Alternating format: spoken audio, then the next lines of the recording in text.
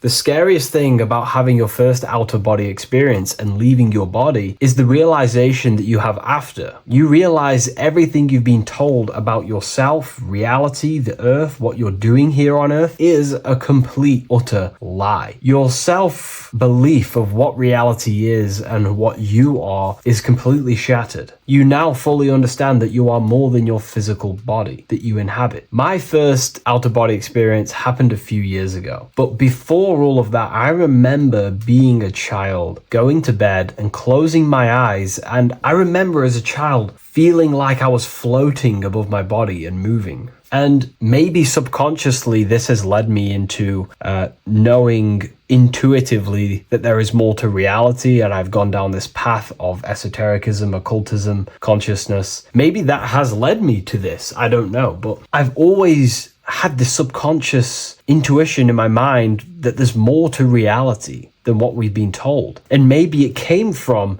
having these experiences as a child. And I'm pretty sure some people in the comments will also have that experience, feeling like you're floating when you close your eyes in bed as a child. I remember this very vividly. But a few years ago, I had my first out-of-body experience, and it completely shattered everything. And it confirmed to me that I am eternal, and there is so much more to the self, to consciousness. I then realized after my first out-of-body experience that our self is not just here in the physical dimension, it's existing in every dimension there is in the universe. However, our mind is focused primarily on this physical time space. When your mind is totally giving its attention and time to this particular time space, it locks in the mind or consciousness into that particular body of consciousness, such as the physical body, right? But for example, let's say you have a daydream and your full focus isn't in the present moment and your environment that you're in physically. Your mind kind of wanders off into a daydream, what we like to call it. That again is shifting time space. Your consciousness is 40%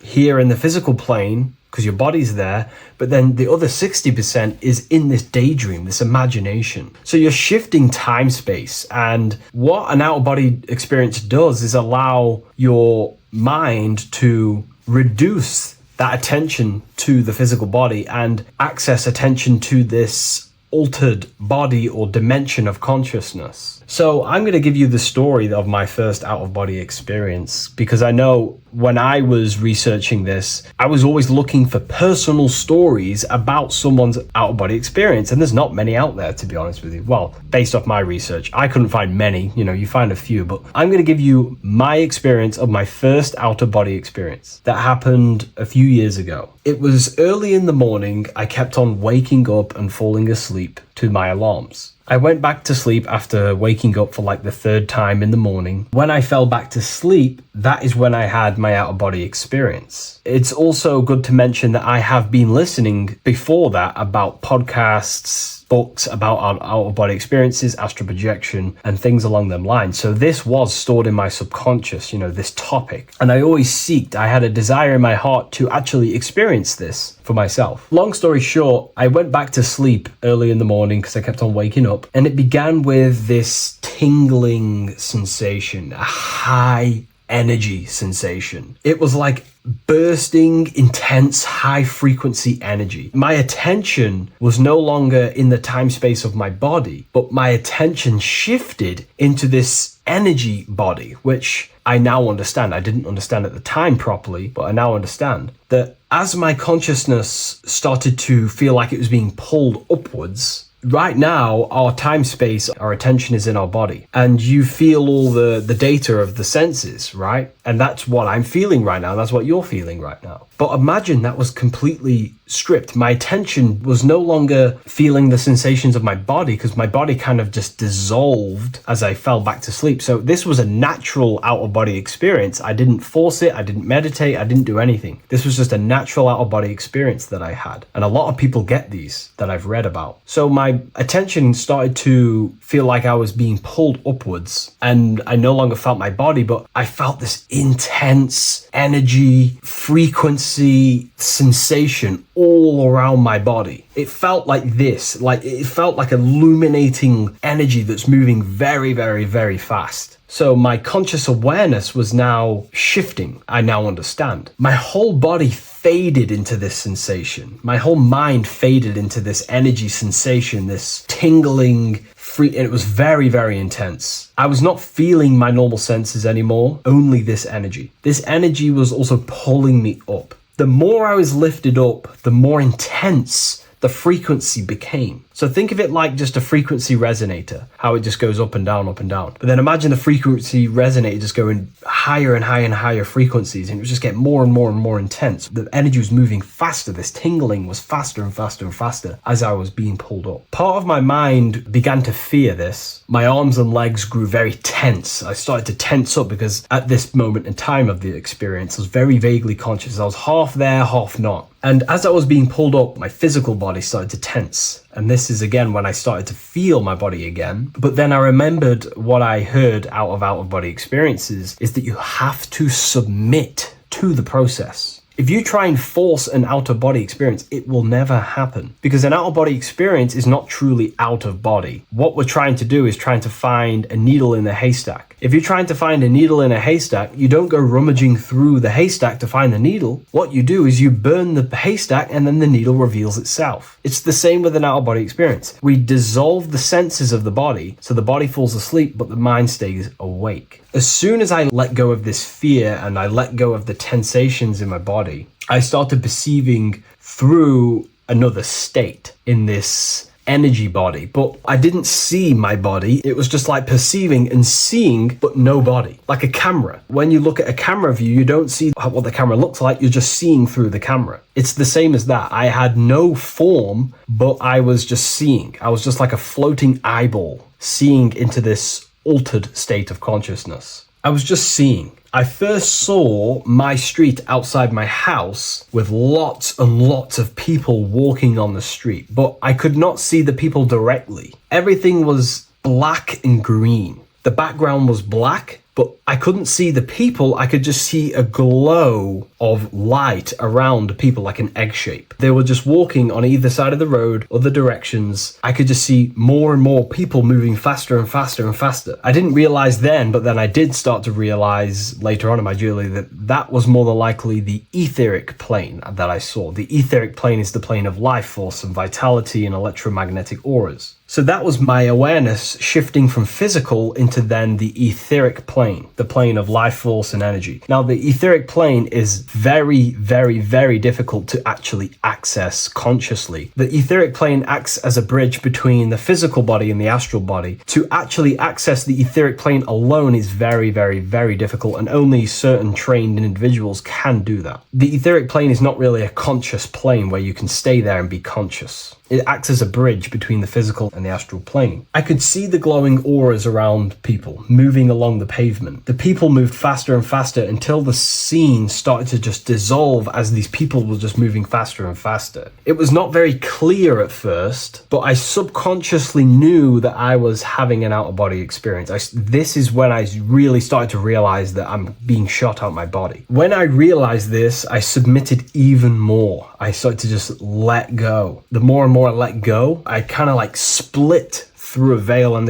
everything became super clear. Before, in the etheric plane that I think it was, the ethereal plane, things weren't very clear. I could only just see glowing auras. However, as I split through the veil of the etheric, this bridge, this place that I was going to, I then split and everything just came super, super clear. I was floating in the sky. I subconsciously knew that I was having an out-of-body experience when I realized this. As I was still being lifted upwards, I then split through the layer where everything just suddenly became super clear. But then I was awake, fully conscious, but I was not in my body. I was just like a camera in the sky. I had no body, no form. I could just see. When I entered this plane, there was some sort of voice guiding me through this whole process. It was a male voice, and it was basically guiding me where I was going. It was telling me what I can do here. This voice was pretty much saying, you can fly, you can think things into reality, you can do this, you can do that. While he was saying this voice, there was no being around me, but I felt a presence of another being. But this voice was just speaking to me mentally. Like, you can't hear it, but I just knew what it was saying. It was so weird to describe. It was like telepathy. You couldn't hear it, but I just knew what it was saying. But it was a male voice. It's so hard to describe. I still could not see any form of myself. I was not seeing my astral body or any shape. I was just perceiving a point of awareness like a floating eye, like I said earlier. While this voice spoke to me, I saw fractal patterns as he was saying, you can do this, you can do that. And while he said, you can fly, I remember just seeing this line like splitting and creating fractals. It was like this black line that was just splitting off into duality, creating fractals. But then my physical body just went through this line, split, and then split into fractals again. So strange, very difficult to explain because it's 4-dimensional. To explain it in physical language, it's very difficult to actually explain what was going on. So as he was saying what you can do, I was seeing these fractals dividing and then creating fractals. When he says you can think things into reality or something along them lines, my awareness just did a full 360 as if I did a backwards flip. I had no conscious control over this. That's something that you later develop as you keep having these out-of-body experiences. Your first out-of-body experience, you probably won't be able to control what's going on, but you will have an out-of-body experience if you seek them. I could see all around as I rotated. I looked all the way down and then back to my original angle and point of awareness. During that rotation, when I started to turn upwards to do the backflip, I looked up and it kind of looked like the sun in the sky. It was very dark and gloomy. Now I know that was more than likely the lower astral plane because very dark and gloomy. And it was very kind of dense there. I looked up and I could see this. It was like the sun, but it was white, pure white light. And it was shining down over the astral plane. And that was the only light in that place. That's why it was so dark and gloomy there. And I then realized in that particular state, at that time, I thought that was God. I don't know what it was. Maybe it was, maybe it wasn't. Maybe it's the light of the higher mental plane shining through into the astral. But I looked up at it and I realized that was God. That was the source. That was the higher dimension beyond the astral plane, which is the mental plane, the higher astral planes and then the mental planes, the planes of thought. Then once I saw that, I was in complete shock. As I rotated backwards even more, I then get the view of seeing down, completely down, like a bird's eye view. And I could see like an old medieval gloomy town. It was dark, almost night, with very little light. The only light present was the light from above. The town was old-fashioned, gloomy, misty. I looked over it from above. Then the experience began to fade. I don't remember anything after that process. But I'll be honest with you, the process of leaving my body for the first time was extremely intense. The frequency, the energy were overwhelming but powerful. Letting go and choosing to have no fear was the key to that experience. Just to give you a little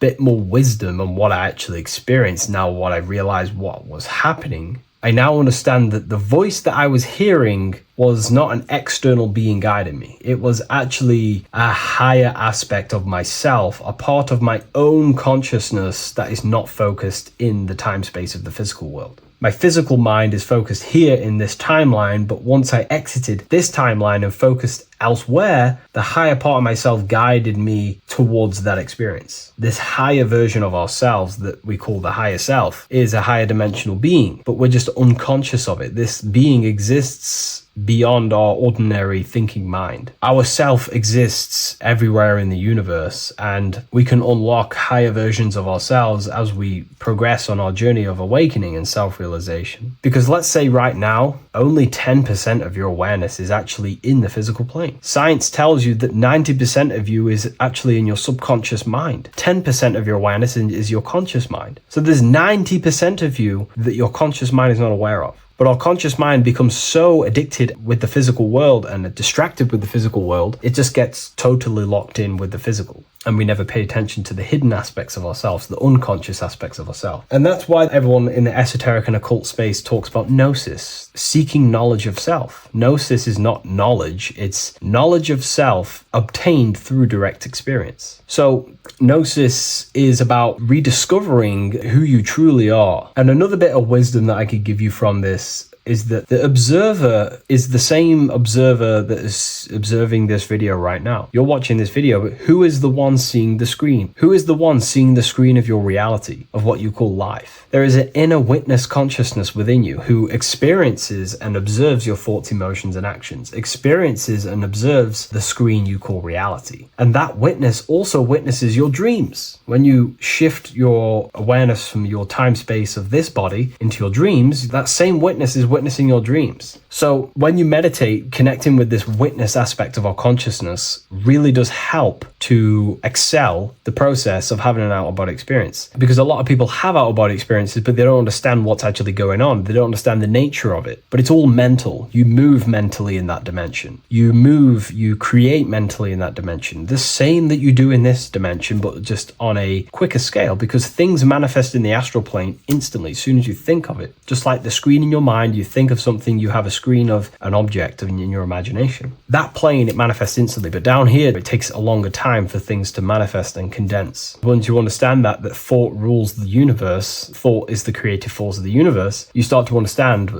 these different dimensions and these experiences that you have. But really connecting with that witness consciousness, that part of yourself that observes everything, really does help with excelling the process of having an out-of-body experience, or mystical experiences, or lucid dreams. Because connecting with that witness consciousness just makes you more conscious. Even in your physical life, staying conscious. Most people aren't conscious. They think, feel, and act unconsciously throughout their day, and they unknowingly create their reality. Connecting with that witness consciousness allows you to actually stay conscious over your thoughts, emotions, and actions, because they are giving birth to realities. That's pretty much my experience, my first out-of-body experience. What that did for me was make me so much more confident and powerful. Most of my fears just disappeared overnight. The fears of death, the fears of unknown, the fears that I had of things shattered, disintegrated, because I understood that I am eternal. No one can use death against me to control me, because I know I am eternal. I now take riskier actions because I know I am eternal. I know that I will never truly disappear or die. So it really, really does help you, and it gives you a lot of internal power, because no one can make you scared of anything. You should not fear someone who can hurt you physically. You should fear someone who can corrupt your soul. That is the worst thing, who can corrupt your internal world, because that is what truly matters. So I hope this helps you understand out-of-body experiences. Hopefully this can help you move along in your journey. It's good to hear other stories, because this is exactly what I was seeking when I was researching this stuff. Maybe in the future I can share some more stories about my out-of-body experiences now I'm a bit more advanced. But yeah, please leave a like, comment, and subscribe on the video, and thank you all for watching.